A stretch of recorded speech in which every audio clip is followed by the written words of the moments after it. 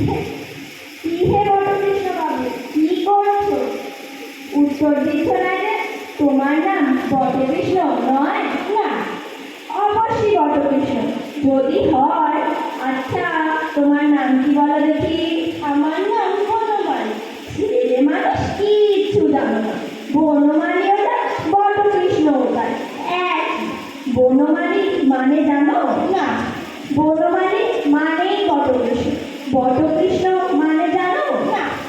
বটকৃষ্ণ মানেই বনমালী। আচ্ছা, বাবা তোমাকে কখনো আদর করেও ডাকে না বটকৃষ্ণ? না।